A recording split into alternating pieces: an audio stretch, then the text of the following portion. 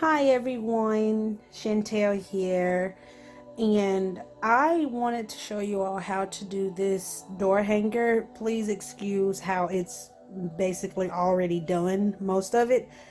I have had so much to do that I completely forgot once I started painting this one that I planned on showing you all how to do one of these door hangers. But I'm glad I did not finish it so I can actually show you.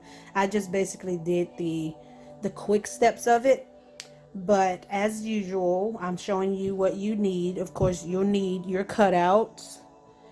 And I actually order mine since I have 4 children. I'm not really confident in, oh, let me have a cutting machine, because Final Destination, all the movies, and they stay on my mind. Okay, so I know it's horrible, but and all right, so you'll need the wooden cutouts, the paint that you'll need, and as you can see, I already started. The gray paint is actually for something else that I've been working on. You'll need your paint brushes, eraser, pencil, the paints that you'll need, and like the last time, something that you can rinse your paint brushes off and everything. So since I did basically the basic coats and stuff, I'll be able to show you like how to draw some things on, how to add the ribbon and everything. Excuse me. But I'll also tell you how I did the other steps. So I'm really excited to show you this. Like, yay! All right, okay. So let's get started. Okay, so as you can see, the football, I've already painted the football and the basketball. And these right here, what I actually did for the baseball bats, I didn't want to paint them like completely brown. So what I did was I got my paintbrush. It doesn't matter what kind, just something that's not too big. And what you do is you dab it in some paint, which I dabbed it in the brown, and then I put a lot of water on the wood, and I just basically rubbed it to where I didn't make it completely brown like this. I just kept going over it with water, and all I want to do is just kind of like stain it. If you ever stained wood, then you would know what I'm talking about, but if you don't, it's just basically you're adding paint on and just basically drenching it in water to where it's not so dark. So the wood, as you can, I'm gonna pull it closer so you can see. You see, you can still see the pattern of the wood on there. It's just so that can still show, so it can look more realistic. And excuse if you hear my children in the background, they're playing. But of course, you have your pencil and you have to do this to try to, get it as even as possible. But now what I have to do is I actually have to finish the white, and then I have to go over the brown and orange of the football and basketball, and then I actually have to go over the whites and stuff up there for those. So that's what we're going to go ahead and continue doing right now.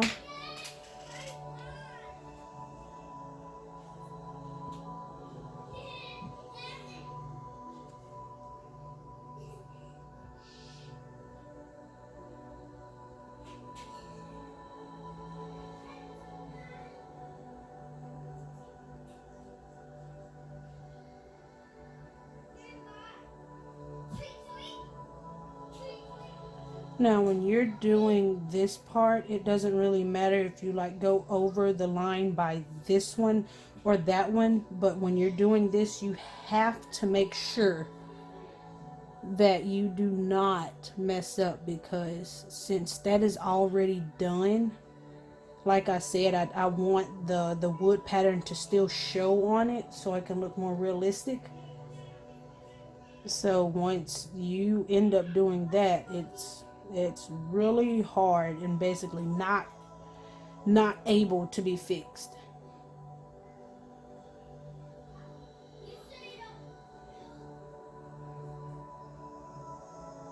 Okay, so as always, I'm actually going to go ahead and finish this last coat, and then I'll be back to do the drawings, show you some quick drawings and stuff, like how to do the lines of the baseball and the basketball and stuff. So I will be right back once I get to that point. Okay, so I've got the second coats on them. These up here are still drying, and this orange one is. So right now I'm going to show you how to do the football, the baseball, and the soccer ball, which the soccer ball I have a stencil for it, because doing all that measuring out for those pentagons and stuff, it's really complicated and time consuming. So since I have so much to do, I'm just going to use my stencil and just get it out of the way. So first let's try to do the football. So the way I do it is it takes a lot to just go back and forth and do it. You'll see me do a lot of lines and stuff, because I try to make sure that I get it as good as I can. And I'm not going to make it look like realistic. I'm just going to do the simple lines on how it is.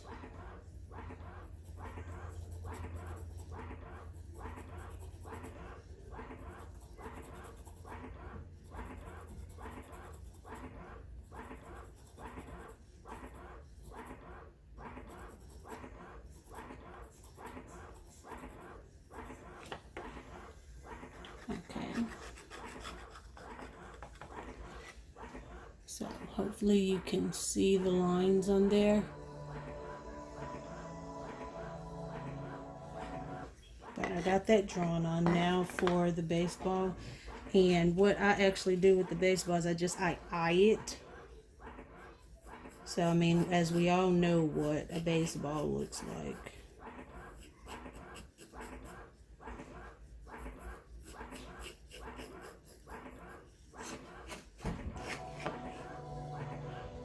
And I'll most likely erase and do it again and erase and do it again. So I may cut some of this out so you won't have to see me sit here and just draw and draw and draw.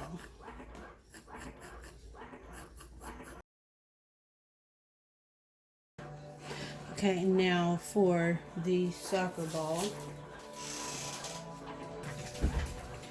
Okay, so this is what I use. You can actually print it out and use that. So let me just line this up as good as I can get it.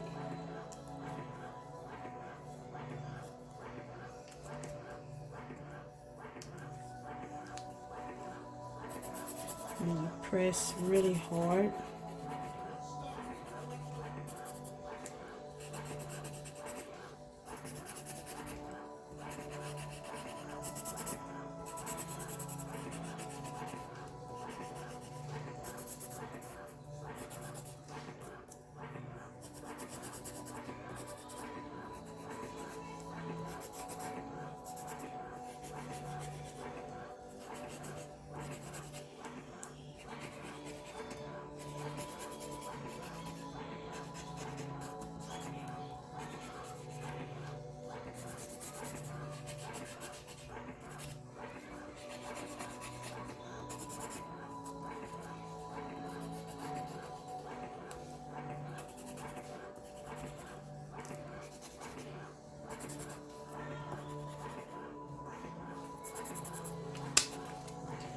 Alright, so you see there's the light marks right there. So now what you have to do is you have to actually go back over it.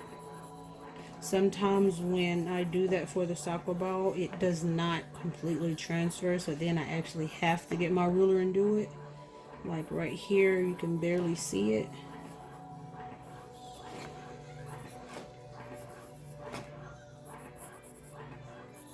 But it actually helps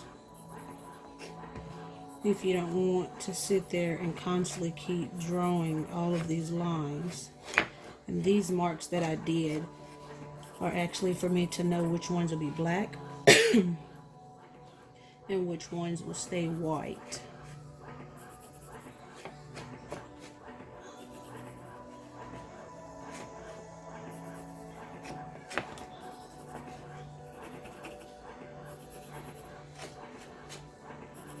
Now I am going to fast forward through this as I usually do, so I do not have a super long video because I don't want you all to get bored just watching me draw something on. So I will actually be right back once I get finished getting everything drawn on, and then we can paint again, which is my favorite part. All right, I'll be right back. All right, so I have everything drawn on. The name and the date, time, weight, and lengths on the balls, they are actually stencils that I bought from Hobby Lobby. So now we're able to paint, and I know that you're like, what do I need these for? And that's why I'm actually excited to show you all this video, because I've made quite a couple of these, and I've had a few people ask me like, how do you do it? How long is everything and stuff like that? So this is the reason why I'm showing y'all how to do this specific video. All right, so now we're going to start painting. And as always, I will not show you like the entire process, so you don't have to sit here and just be bored watching me paint.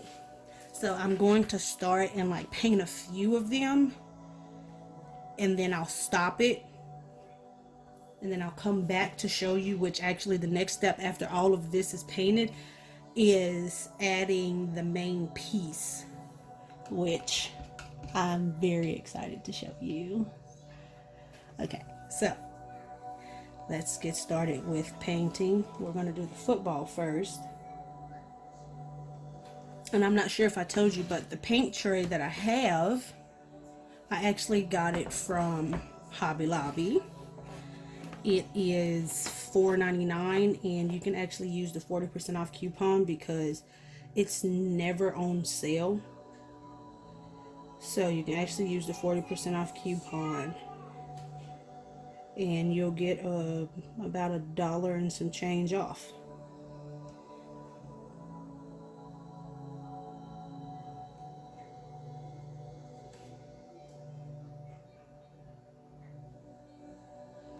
Now, I know you're wondering like why I went ahead and traced the words on and everything. It's because once I have this stuff painted down, I don't really like to put things on top of it, because then it'll be lumpy when you're trying to paint over it, and that actually makes it really hard. So when you do this, you can actually see where the word starts and ends, excuse me, and you can paint right underneath it.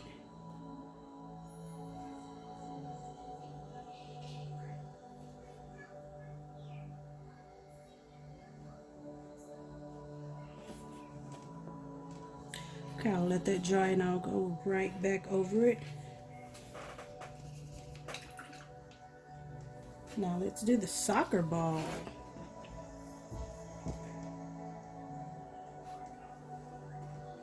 Now they actually have paint markers. If you watched my previous video, they actually have paint markers that you can use with this, but you can do it how I'm doing it, or you can buy the paint markers, which I actually have no problem with doing it like this. It just actually helps you grow a steady hand.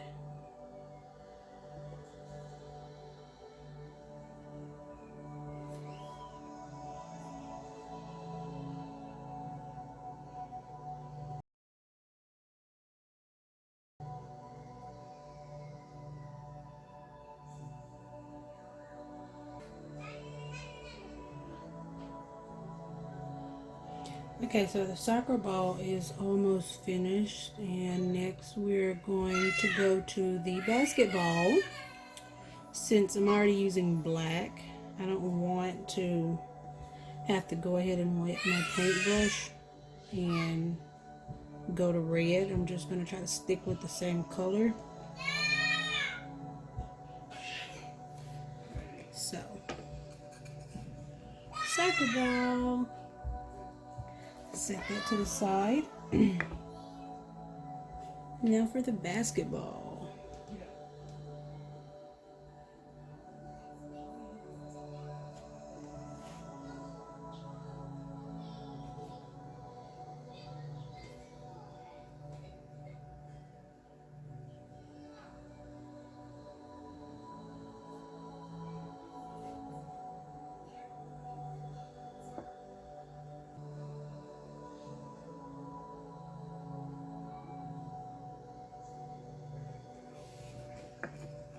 And I'm actually going to go over this a little bit with some white, like put a few white marks right in through there to kind of make it pop a little more.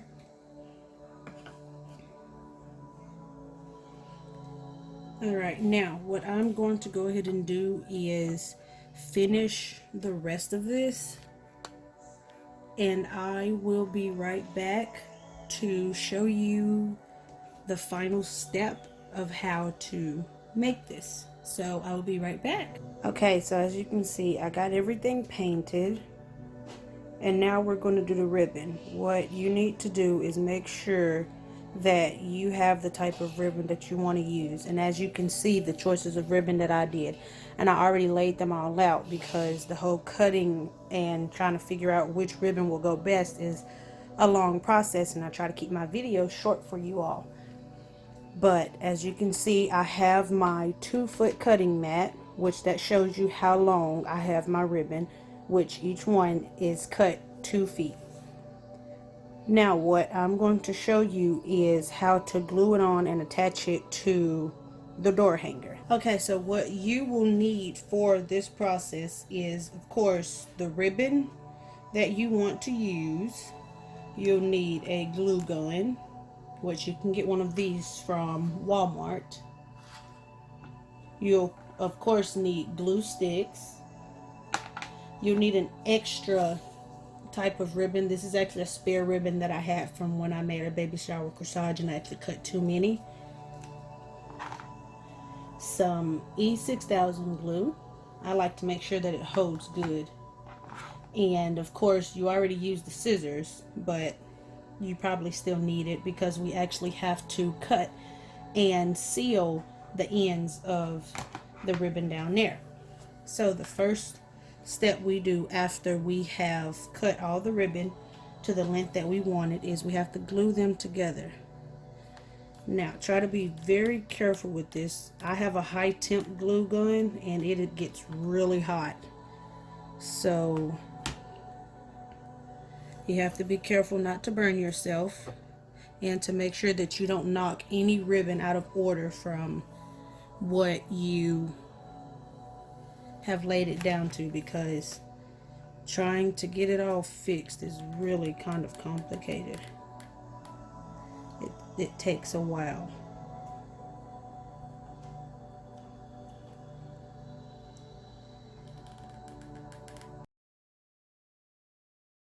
Some of the ribbon might not touch, which is the reason why we're going to use that strip of ribbon to make sure they're all connected, because we're going to have to switch this around and lay it on the door hanger, which that's what the E6000 is for.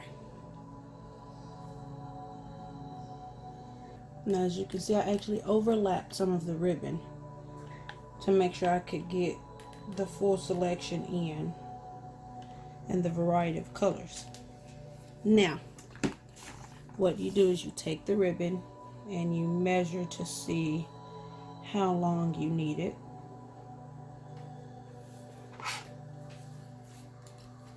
We're going to cut.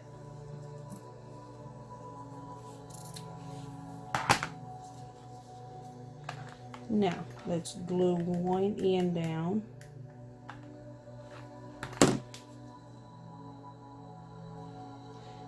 Make sure you press really good, nice and hard, but not too hard to where you will make the ribbon slip. We do not want that.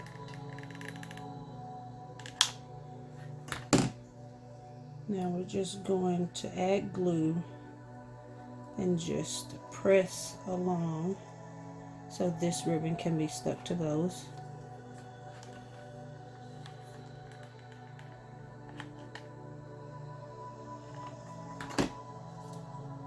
You don't want to do like a long continuous line of it because the glue can actually dry before you need it to.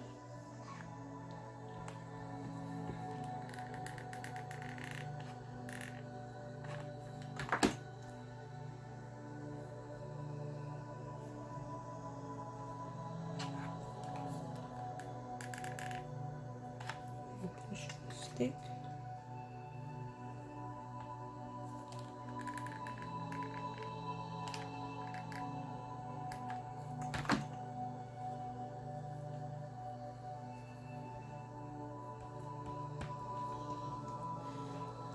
All right, so now let's pick it up, and it's all glued together. You see these sides right here, you can actually glue that down if you want to, which I am going to do because I don't want anything to fall apart. If you have someone that is spending money on something, you want to make sure that it lasts.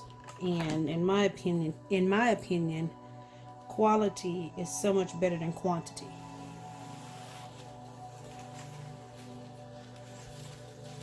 Alright, so we have all of that glued down. We're going to set that to the side. So now what we're going to do is we're going to take the top piece.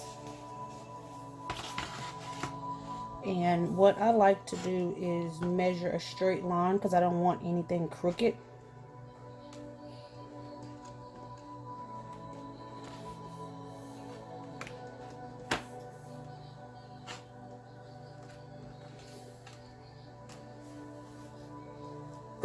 Okay, so let me grab my ruler. And we're going to make a line from this corner to this corner right here.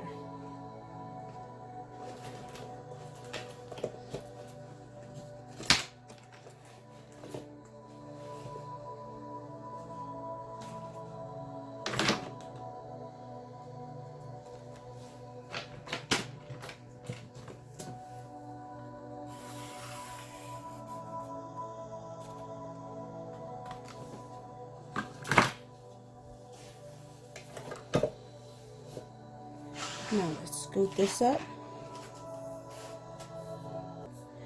And as you can see, I'm pretty sure you're wondering why is this right here. I always write that on the back of anything that I paint because sometimes they don't have a card on them or something like that, and they actually have that on the back. Or if something happens to their order, they actually have my number right there and my business name right there, so they can either contact me on social media or they can contact me by phone.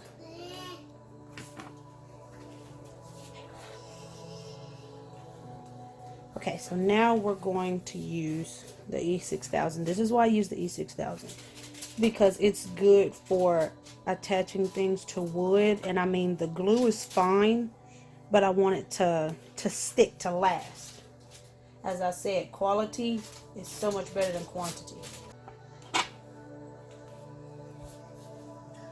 Alright, so now what I actually do is I take my ribbon and I add some glue down right there. This actually goes ahead and seals it pretty quickly. The E6000 takes a little bit to dry. And I'm going to put it right there.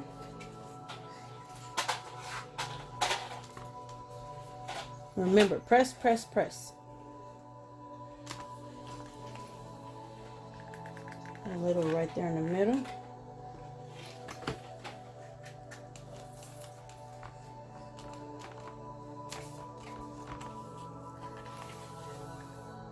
some more at the other end.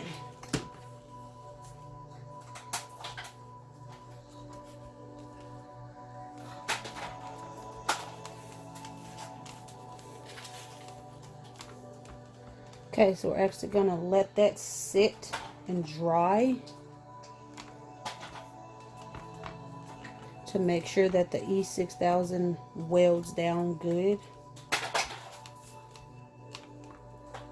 And I will be right back as soon as it's time to go to the next step. Alright, now, once it dries, you flip it over and make sure everything is lined up exactly how you want it. I already did it, so it wouldn't make the video very long. Well, longer than it already is. So now I'm going to do the placements of these. Now you see what these are for. So I like that one right there. And we're going to take the soccer ball. And you just basically put it where you like it.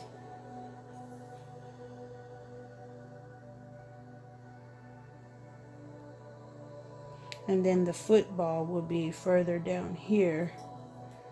You can't really see that far because I have to move it up.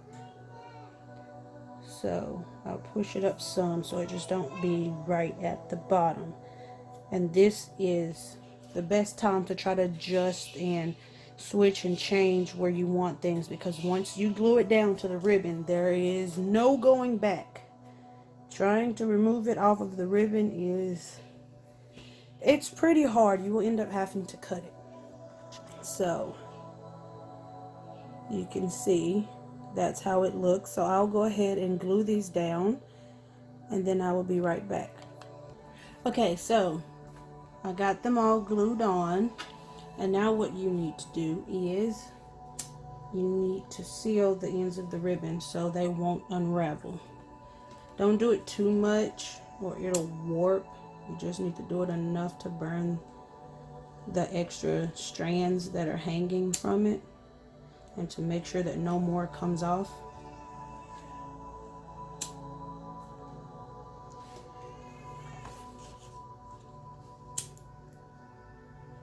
Okay, so what I'm going to do is go ahead and finish all of the ribbon on here, and then we will take a look and see how the door hanger turned out.